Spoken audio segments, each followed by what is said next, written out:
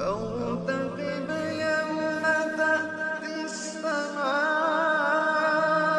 بدخان مبين يغشى الناس هذا عذاب أليم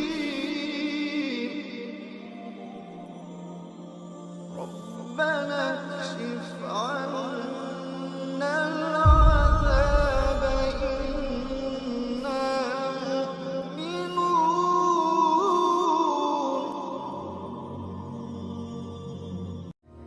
ہمارا چینل سبسکرائب کرنا اور نوٹیفیکیشن بیل آن کرنا مت بھولیے گا تاکہ ہمارا رابطہ بحال رہے۔ میں آپ کو لے کے جانا چاہتا ہوں ایک حدیث کی طرف جو کہ صحیح بخاری میں ہے، جس میں رسول اللہ صلی اللہ تعالیٰ علیہ وسلم فرماتے ہیں کہ دریا یوفرٹس فرات جو کہ عراق میں ہے، دریا فرات سے ظاہر ہوگا، دریافت ہوگا یا نمودار ہوگا ایک سونے کا پہاڑ دریا کے نیچے سے، اور لوگ لڑیں گے سونے کے پیچھے اور ہر 100 میں سے 99 مارے جائیں گے۔ پہلے نمبر پہ انسانی تاریخ کی کسی بھی جنگ میں 99% جنگجو نہیں مارے گئے، تو اسے ہونا ہوگا انسانی تاریخ کی ایک منفرد جنگ۔ دوسرے نمبر پر یہ ایسی جنگ ہوگی جس میں بڑی تباہی والے ہتھیار استعمال کیے جائیں گے۔ عام ہتھیار 99% جنگجو نہیں قتل کرتے، جس سے پتہ چلتا ہے کہ یہ روایتی جنگ نہیں ہوگی، نہیں، یہ ہوگی نیوکلیر جنگ۔ فارتقب يوم تأتي السماء بدخان مبين يغشى الناس هذا عذاب أليم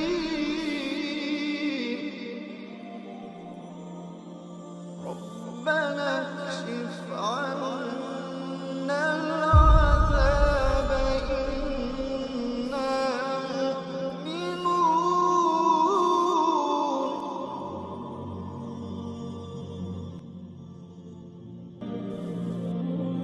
اور جب ہم اس کی تعویل کرتے ہیں تو ہم کہتے ہیں کہ سونے کا پہاڑ پہلے ہی دریافت ہو گیا ہے اور اس سونے کے پہاڑ کے لیے جنگ ہونے والی ہے، اور یہی ہے ملحمہ۔ ہم کہتے ہیں کچھ دریا کے نیچے جو وسیع تعداد میں ہے، جو پہاڑ کے متشابہ ہے، ایک دن کام کرے گا سونے کی طرح جو کہ تیل ہے۔ جب تیل کام کرے گا پیسوں کی طرح تو دنیا دیکھے گی ایک چیز جو پیٹرو ڈالر کہلائی جاتی ہے۔ ہم کہتے ہیں ایک تیل کا سمندر ہے دریا کے نیچے جو ایک دن کام کرے گا سونے کی طرح۔ تم سعودی عرب کا سارا تیل بغیر کسی خرچے کے خرید سکتے ہو۔ تمہیں بس یہ کرنا ہے کہ کاغذ لینا ہے اور پین اور چیک لکھنے ہیں۔ پیٹرو ڈالر مالیاتی نظام میں کوئی حد نہیں ہے امریکی ڈالر کی مقدار کی جو تم جاری کر سکتے ہو۔ اب تمہیں کاغذ چھاپنے کی ضرورت بھی کوئی نہیں۔ انہوں نے کچھ بنایا جو کہلاتا ہے الیکٹرانک منی، تو اب کاغذ اور سیاہی کی ضرورت نہیں، اور تم آسانی سے کمپیوٹر میں لکھ سکتے ہو 1 خراب ڈالر، بس اتنا ہی۔ تو یہ واقعی میں بن گیا ایک سونے کا پہاڑ۔ یہی وہ چیز ہے جس نے امریکہ کو قائم رکھا ہے دنیا کی حکمران ریاست کے طور پر۔ اتنے وسیع وسائل کہ امریکہ کی پوری دنیا میں 1000 سے بھی زیادہ فوجی بیسز ہیں، کیونکہ یہ مفت ہے۔ ایک سونے کا پہاڑ نکلا ہے دریا سے، لیکن ہمارے نبی نے کہا تھا اس کے لیے جنگ ہوگی، اور ہمیں پتہ ہے لڑائی تب ہوگی جب سونے کا پہاڑ خطرے میں ہوگا۔ کیا وہ ابھی خطرے میں ہے؟ ہاں وہ ہے۔ کون ہے خطرہ؟ روس، چین، برکس۔ یہ کاغذ آیا کہاں سے؟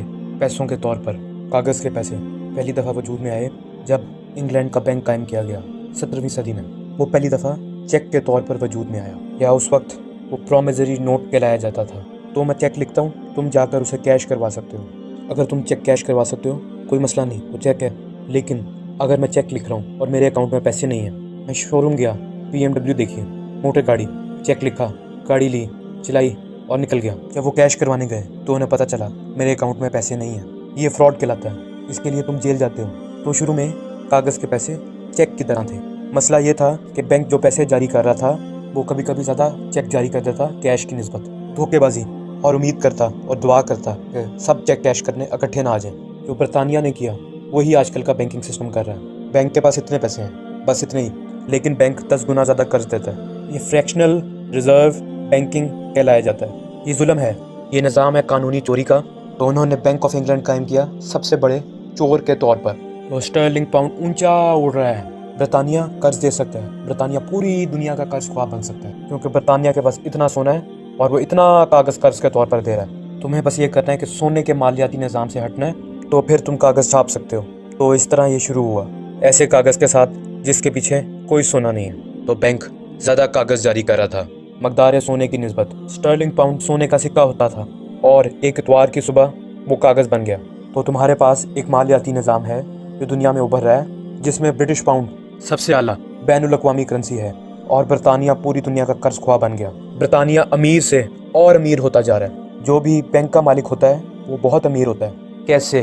क्योंकि तुम हवा में से पैसा बना सकते हो और वो इसे कहते हैं फ्रैक्शनल रिजर्व बैंकिंग। लेकिन असली कहानी जो हम सुनाने जा रहे हैं, जो कि उलमाए दीन को हमें सुनानी चाहिए, असली कहानी इंग्लैंड के बैंक से शुरू नहीं होती। असली कहानी तब शुरू होती है जब दूसरी जंग अजीम ख़त्म होने वाली थी। तो उन्होंने क्या किया, ज़ायनिस्ट यहूदी और ज़ायनिस्ट ईसाइयों ने पहली और दूसरी जंग अजीम जीतने के बाद उन्होंने फ़ैसला किया कि वो पैसों का नया मालियाती निज़ाम बनाना चाहते हैं जिस पर उनका काबू होगा। और फिर कागज़ के पैसे वजूद में आए और पूरी दुनिया में ये निज़ाम अपना लिया गया। और उन्होंने कानून बनाया कि सोने को पैसों के तौर पर इस्तेमाल करना गैर कानूनी है। अल्लाह ने उसे हलाल किया, उन्होंने उसे हराम कर दिया, जो कि शिर्क है। इस निज़ाम का नाम था ब्रेटन वुड्स सिस्टम। जब वो बैनुल अक़वामी कॉन्फ्रेंस के लिए इकट्ठे हुए एक जगह पर जो ब्रेटन वुड्स कहलाई जाती थी, अप स्टेट न्यूयॉर्क में, ब्रिटानिया कॉन्फ्रेंस में गया शान के साथ, उम्मीद करते हुए कि स्टर्लिंग पाउंड के बदले कुछ हासिल कर पाएंगे। लेकिन वक्त आ गया था पैक्स ब्रिटानिका के जाने का, और वक्त आ गया था कि पैक्स अमेरिकाना जगह ले पैक्स ब्रिटानिका की। और उन्होंने हामी भर ली कि वो सिर्फ एक कागज़ के पैसे कबूल करेंगे, सिर्फ एक, और तुम इसे कैश कर सकते हो सोने के बदले।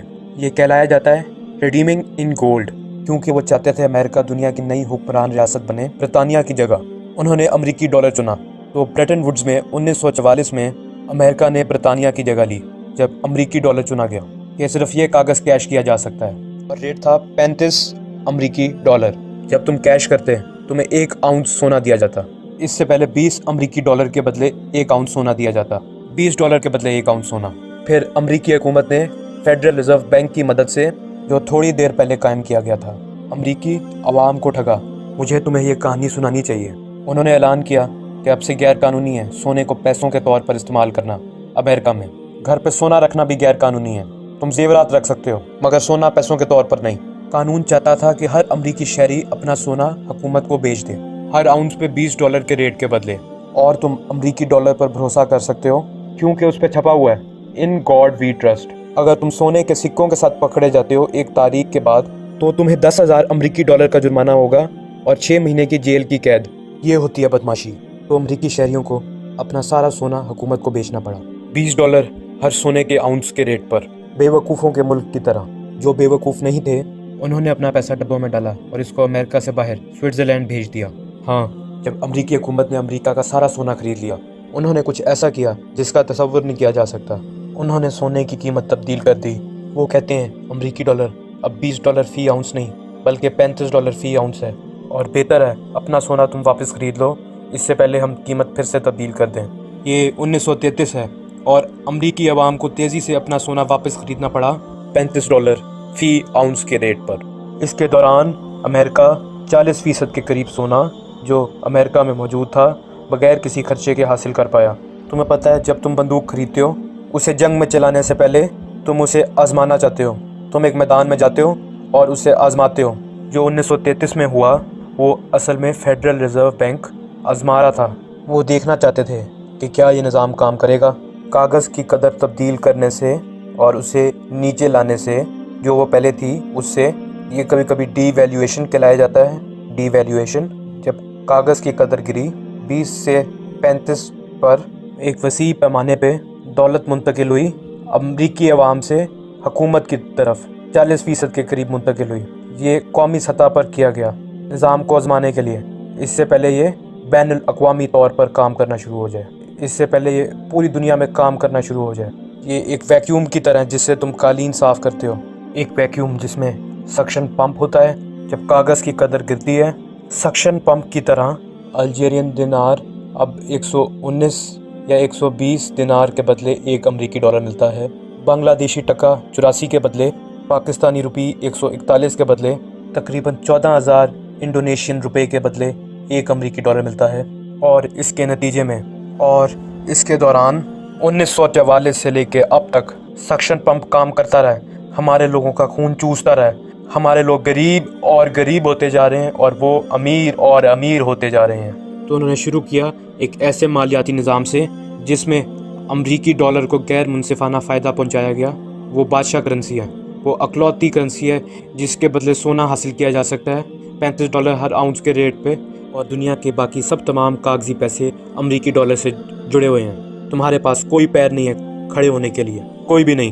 یہ ہے وہ جو انہوں نے دنیا میں متعارف کروایا 1944 میں بریٹن ووڈز میں، ایک ایسا مالیاتی نظام جس سے وہ اپنے لیے راستہ بنائے، جس سے اسٹرلنگ پاؤنڈ اب بین الاقوامی کرنسی نہ رہے اور امریکی ڈالر اب بین الاقوامی کرنسی بن جائے۔ یہ ہے بریٹن ووڈز۔ لیکن یہ تو صرف شروعات ہے، دنیا کے باقی تمام کاغذی پیسے صرف کاغذ ہیں، تم انہیں امریکی ڈالر کے بدلے تبدیل کروا سکتے ہو۔ جب تم پوچھتے ہو ملیشین رنگٹ کی قیمت کیا ہے، کوئی بھی یہ نہیں کہے گا کہ ملیشین رنگٹ اتنے پاکستانی روپے کا ہے، ہاں، یا ملیشین رنگٹ اتنے بنگلہ دیشی ٹکا کا ہے، نہیں، ملیشین رنگٹ اتنے امریکی ڈالر کا ہے، کیونکہ دنیا کے باقی تمام کاغذی پیسے کو اب سجدہ کرنا ہوگا امریکی ڈالر کو۔ بہت اچھے۔ مسئلہ یہ تھا کہ قانون تمہیں اجازت دیتا ہے کہ اگر تم مرکزی بینک ہو، عمران حسین نہیں، اگر تم ایک مرکزی بینک ہو، تمہیں قانون اجازت دیتا ہے کہ تم امریکی ڈالر لو اور امریکی حکومت سے مانگ کرو سونے کی اور کہو کہ مجھے سونا دو۔ قانون تمہیں اس بات کی اجازت دیتا تھا۔ کوئی بھی مرکزی بینک اتنا بیوقوف نہیں ہوگا، کوئی بھی مرکزی بینک اتنا بیوقوف نہیں ہوگا کہ امریکہ کے پاس جائے اور مانگ کرے سونے کی۔ وہ سب ڈرے ہوئے تھے۔ تو یہ نظام تیار کیا گیا تھا امریکہ کو غیر منصفانہ فائدہ پہنچانے کے لیے۔ تو یہ تمام کاغذی پیسے جن کے پیچھے کوئی سونا نہیں ہے، یہ سب جعلی ہیں، فراڈ ہیں اور حرام ہیں، تمام۔ اور صرف ایک رہنما دنیا میں، ان کا نام تھا جنرل چارلز ڈی گول۔ وہ بالکل خوش نہیں تھے اس غیر منصفانہ مالیاتی نظام سے جو غیر منصفانہ فائدہ دیتا ہے امریکہ کو، فرانس پہ۔ چارلز ڈی گول کو اس بات کی پرواہ نہیں تھی کہ تم کاغذ لیتے ہو اور اسے اپنے پیسے بنا لیتے ہو۔ انہیں اس بات کی پرواہ تھی کہ اس سے امریکہ کا فائدہ ہے اور فرانس کا نقصان۔ تو انہوں نے فیصلہ کیا اس نظام کو ناکام کرنے کا۔ تو وہ لگاتار امریکہ کو ڈالر بھیجتے رہے اور سونے کی مانگ کرتے رہے۔ کسی نے جرت نہیں کی یہ کرنے کی، کسی نے بھی جرت نہیں کی، کیونکہ تم جانتے ہو امریکہ کے پاس ایک بڑا ڈنڈا ہے۔ لیکن چارلز ڈی گول لگاتار یہ کرتا رہا جب تک انہوں نے اسے اقتدار سے ہٹوا نہیں دیا زائنسٹ نے۔ وہ فرانس کی قومی اسمبلی میں کھڑے ہوئے اور ایک زبردست خطاب کیا، مذمت کی اس غیر منصفانہ مالیاتی نظام کی۔ کسی مسلمان رہنما نے ایسا نہیں کیا۔ ہمیں رک کے سلام پیش کرنا ہوگا ایک انسان کو جن کو دنیا بھول گئی لیکن عمران حسین نہیں بھولا۔ آخرکار ستمبر 1971 میں چارلز ڈی گول کو اقتدار سے ہٹانے کے بعد فرانس کی حکومت پھر امریکہ کے پاس گئی امریکی ڈالر کے ساتھ اور سونے کی مانگ کی۔ امریکہ کو احساس ہوا کہ اب ان کا کھیل ختم ہو گیا۔ انہوں نے بہت زیادہ کاغذ چھاپ دیا اور ان کے پاس اتنا سونا نہیں ہے۔ عام طور پہ امریکہ کو جیل بھیج دینا چاہیے، لیکن کون یہ کر سکتا ہے؟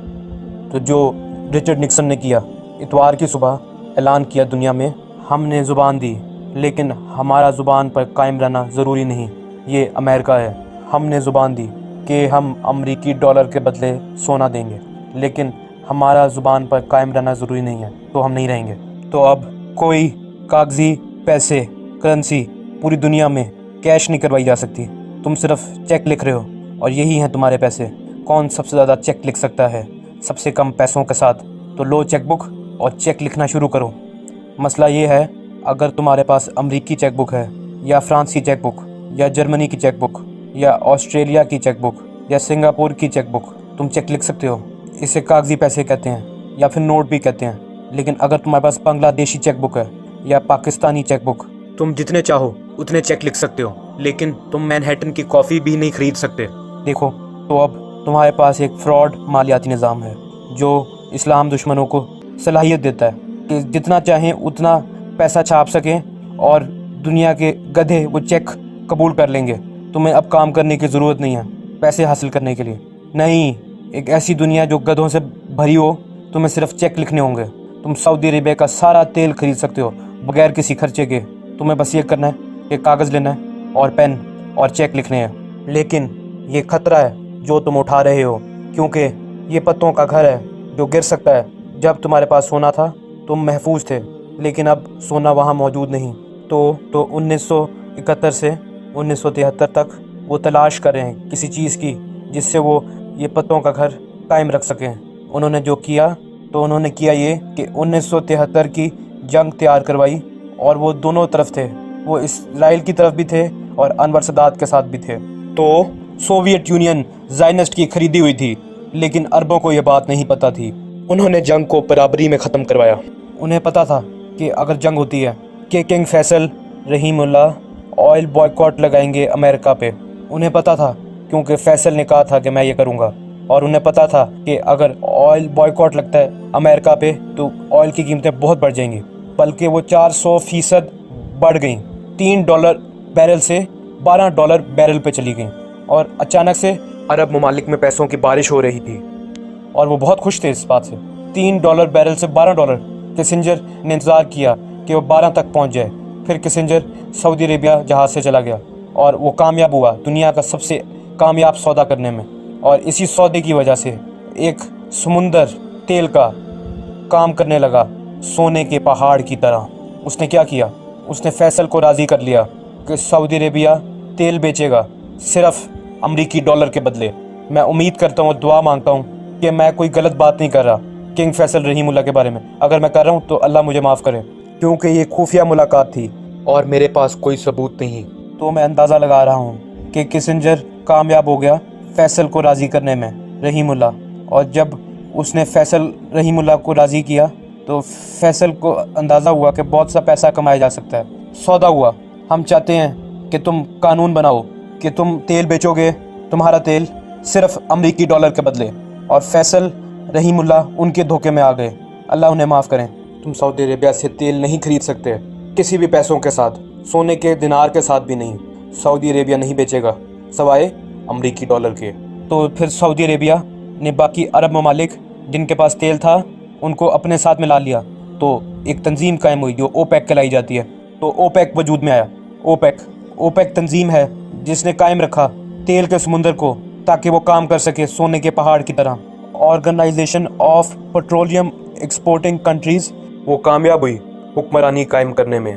تمام ممالک جو اوپیک میں شامل تھے انہوں نے کہا ہم سب راضی ہیں کہ ہم تیل بیچیں گے صرف امریکی ڈالر کے بدلے، اور اس طرح وجود میں آئی ایک چیز جو کہلائی جاتی ہے پیٹرو ڈالر، اور یہ چیز ہے جو وہ چاہتے تھے بریٹن ووڈز میں، لیکن عمران حسین تب نہیں سمجھا۔